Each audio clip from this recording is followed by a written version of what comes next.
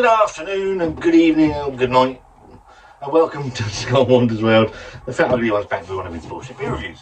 As you well know, Lidl have released some new beers into their craft beer jumble sale area of their shops, where you can find anything, I don't know, inflatable donkey, a mattress for goats, and all the other shit you can get in there. And next to that, all that crap is some beers, some new beers, all sorts in there. A lot of stuff that we've seen before: the peanut brittle, the porn style martini, pale ale. You got Jaipur, you've got Joker IPA. Joker IPA is very nice. I'm doing that. There are a few that are new. Anybody that knows me knows that I absolutely love a well-made West Coast IPA, and I've had, in the last probably 5-6 weeks, some absolutely blinding West Coast IPA, generally from Elusive Brewing up in Finch Hampstead, up in the Reading area. I've done a couple of collabs with them as well. I've done Oregon Trail from Elusive, Oregon Eagle, which was Elusive and Brew York. I've done Trust the Diagram, which was Elusive and Verdant. Or was it Wylam? Verdant. I've had loads, some absolute crackers. So still on the hunt for decent West Coast IPAs. So when my good friend, the northern correspondent for Scott and Wanda's World, David Thompson, sent us the leaflets on Instagram last week saying that there was new stuff coming in, I was hunting through, and this one caught my eye immediately. And it's from 71 Brewing. They're Scotland way. Most of the stuff is from Scotland. They're in Dundee, and this is their Big Drifter West Coast IPA. And this one's coming in at 6.5%. They've got this one. I don't know which order they're going to come out in. This one's I've already just done this one actually. Coastal Hopper West Coast, a triple hopped double IPA. From Stewart Brewing. So there's a couple of West Coasty style beers, which is nice to see. They're little juice bombs, which is really pleasant to see. Like the can art.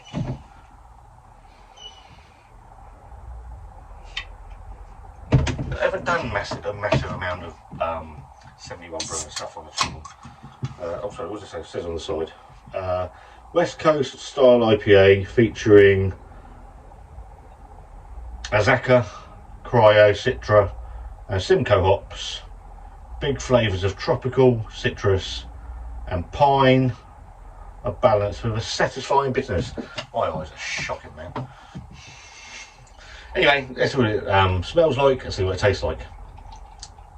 Using my staggeringly good Warrior Fest glass. In the glass, it's copper colour. There is a slight haze to it. Looks like those bubbles out. There's a slight haze to it, and there is a dissipating half a finger of whitehead. That's gone quite quickly. But in the glass, it looks alright. Go for a nose. They're picking up the pine.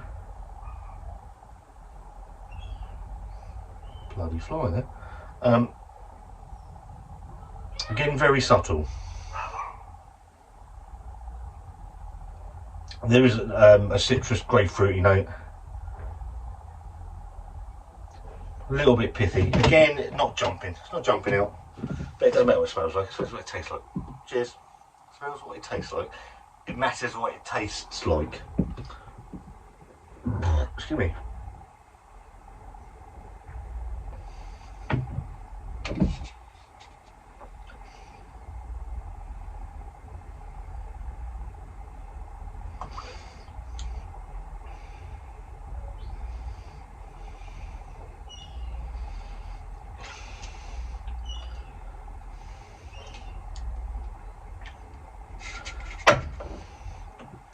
$1.99.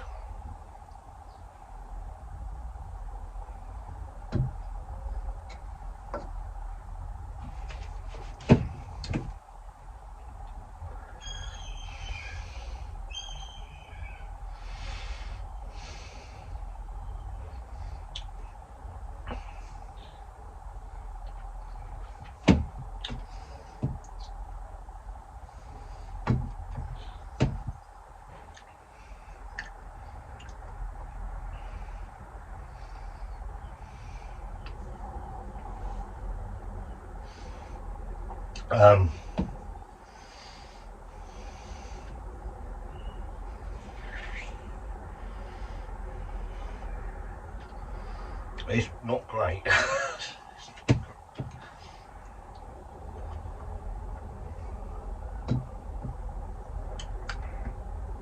Sharp citrus up front, orangey, grapefruity. That tails away quite quickly.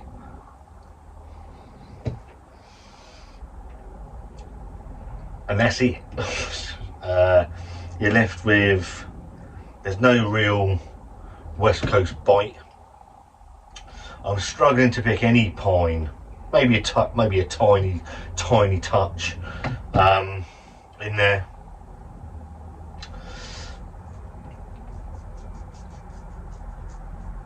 I get and I understand that the beers that I'm comparing this to are double the price. This was $1.99 a can.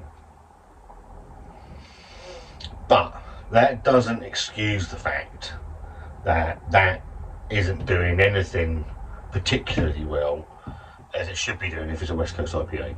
There is a little bit of pithy, citrusy flavours to it. There's no real sharp bitterness that you would want from a West Coast IPA. There's no lingering pine or sort of resiny stickiness that leaves your palate wanting some more. The body is very thin as well, which I can live with. I don't mind that. I can live with that. For me, it's a thumbs down, I'm afraid. It's not very good.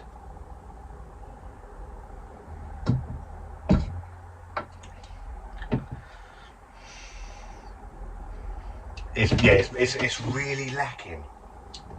Really lacking. And that's what's really disappointed me. This was the one I forgot about, the the West Coast, and which one will come out first. I'm not going to give anything away on which one's coming out if that come out before this. Those were the two beers that I wanted to pick up. This one more so, with it being the style that I really like. And for me, it doesn't do it for me, and that's a real shame. It's just not doing anything that I would want it to do and call it a West Coast IPA. Yeah, if you've had it, if you haven't, obviously these are out in Lidl today, it's the 13th today. Go out and buy one and let me know if I'm going wrong. Go and watch all the other people that are reviewing. I'm sure there'll be some reviews from other channels. They might disagree with me, and that's, obviously I can only review what I've got in my tin. For me, I don't like it. The 6%'s nicely hidden, you don't pick anything there of that. Someone made a comment, actually, I can't think who it was. The Lidl beer drink a lot less than the ABV states on their cans. And certainly in that case, that is absolutely true. Yeah, it's just not for me. It doesn't do anything that I want it to do. There's no raging bitterness. There's no real pine, resiny, sort of cloying mouthfeel to it. It's just rubbish. Yeah, so yeah, go and try them. Pick them up, $1.99. If you've got $1.99 to spare, go and try them, and let me know if I'm going mad, which I probably am, to be fair. If you like this video, give it a and leave a comment in the comments box. If you like this video, give it a thumbs up. If you don't, give it a thumbs down. Entirely up to you. There's a subscribe button. If you like the channel and you're new here, then feel free to subscribe. And me and Wanda, see you very soon.